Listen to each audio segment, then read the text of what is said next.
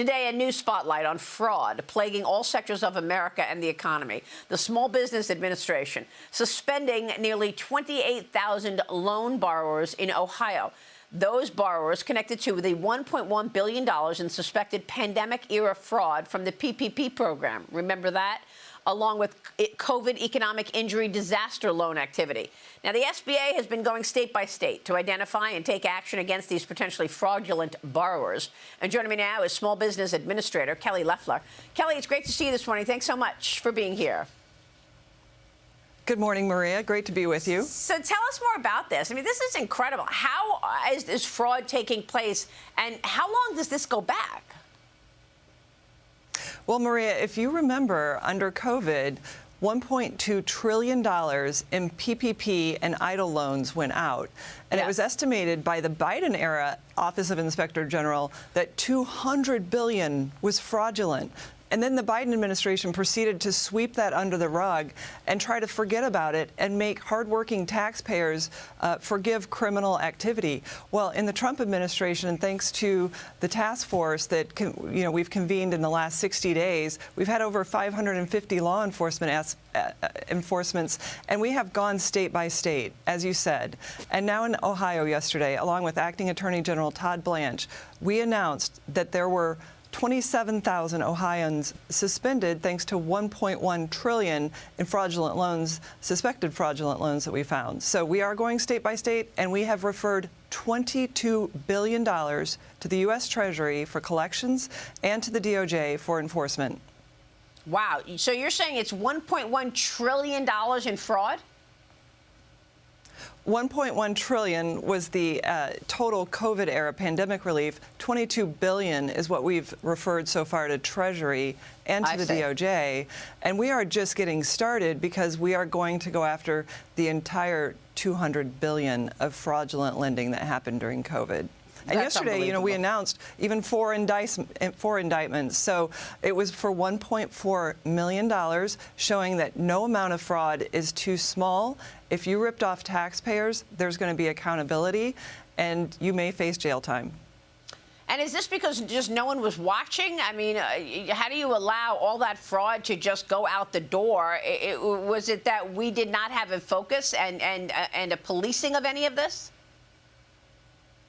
Maria, there were 3 tranches of PPP, and there was the first one in March 2020, but then when the Biden administration came in, they forced out 2 more and reduced the guardrails, but still borrowers attested that they needed the money, that they had the employees, and the borrowers defrauded the American people by making false statements, allegedly. And so that's what we're looking at. That's what we're working with the DOJ on. But look, we have changed SBA's programs now. For the first time in the history of the agency, we require a birth date. We require citizenship checks.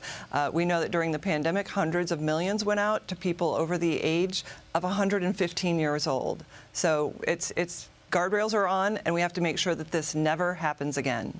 Yeah, well, thank you for that, and we're watching you work on that. Meanwhile, in terms of job creation, small business employment now at the highest level of the year. This is the first 3-month stretch of accelerating job growth that we've seen since February of 2023.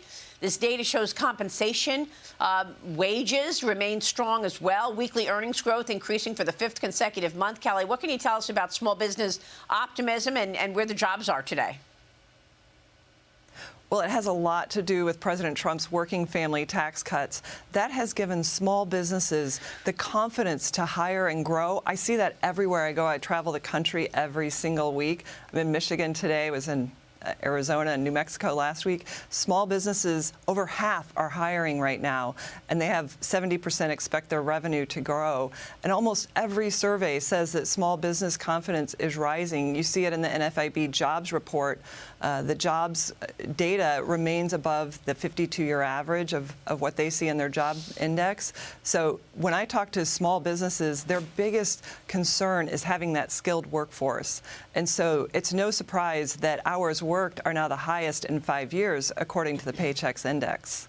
Yeah, and the training in the workforce, is that happening in the companies that they're in? Are there other training? Where is the training, and what do you believe people need to be trained at right now? to gain those jobs? Well, we see an explosion of interest in terms of interest in community college, technical and trade schools, apprentice programs. We have a MOU with the Department of Labor to ensure that we're providing that pipeline of skilled workers to small businesses, because they're the ones that are really powering our jobs in this country. We know they create more than 2/3 of new job creation, and that underlying job creation strength is strong when we have that skilled trade. I mean, we have over 7 million open jobs in this country. And certainly the working family tax cuts created incentives through 529 and Workforce Pell. So there's a lot of incentives there, too. Kelly, you said you're in Michigan. You're in Detroit this morning for the 2026 Supplier Matchmaking Expo kicking off. It's connecting small domestic businesses with larger buyers to strengthen the supply chain. Tell us what you're doing. Yeah, it's really exciting, Maria. This is our second event this year here in Detroit. This is co-sponsored by GM. We've got Ford, Toyota, Delta, Amazon, big companies, about 24 big companies connecting with 1,200 small businesses that are here to sell into those big producers and manufacturers, because we are reshoring our supply chains in this country. And thanks to Made in America, America is back, because President Trump believes in American industry and the American worker, and his fair trade agenda with tariffs, tax cuts, deregulation is driving a manufacturing boom.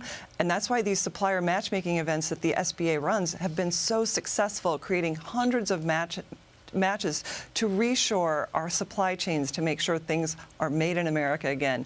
And that underlying growth is driving our job creation as well.